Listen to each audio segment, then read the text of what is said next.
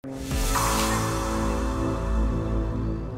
kijken hier eigenlijk tegen het oudste strand van Zeeland, 3 miljoen jaar oud. Achter mij ziet u de Meester van der Heide groeven.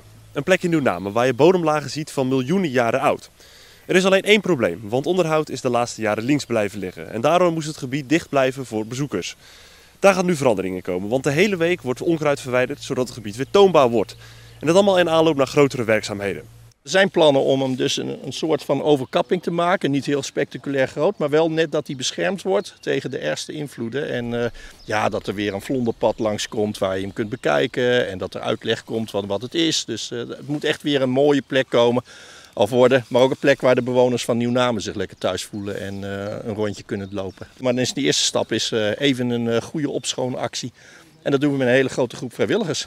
Zo'n 25 om precies te zijn. En tussen die vrijwilligers zat vandaag ook heel even wethouder Luc Magnus. Ja, dat is wel eens leuk om eens iets anders dan een pen vast te hebben. Dus ik vind het niet erg om te doen, ik vind het leuk om te doen. Maar goed, het is in de loop der jaren, zoals u wel kunt zien, behoorlijk overgroeid geraakt.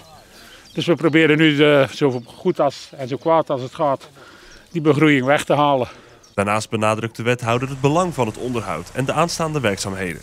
Het is een heel belangrijk stukje gebied. Het is uniek, zullen we maar zeggen. En het is jammer dat het eigenlijk in wat verval is geraakt. Dus we proberen nu, en we kijken naar de toekomst, om het weer terug toegankelijk te maken en voor een breder publiek te laten zien wat we hier in Hulst hebben, dat het echt de moeite waard is. Dat het na al die jaren er bijna verwaarloosd bij lag, heeft volgens Walter vooral te maken met de voorgaande beheerders.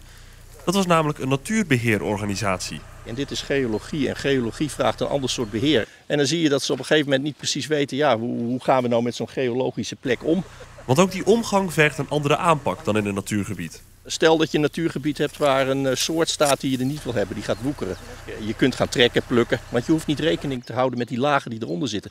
Maar hier is het juist ter bescherming van die lagen. Dus als je een doorwortelde plant eruit trekt, moet dat echt heel zorgvuldig gebeuren, omdat je anders die laag kapot trekt. En dat wil je niet, dus het is heel voorzichtig handelen hier. Maar zwaar is het gelukkig niet. Het is gezellig werk vooral, want je zit met elkaar te kletsen en te doen en ondertussen ben je gewoon bezig. En dat valt heel erg mee.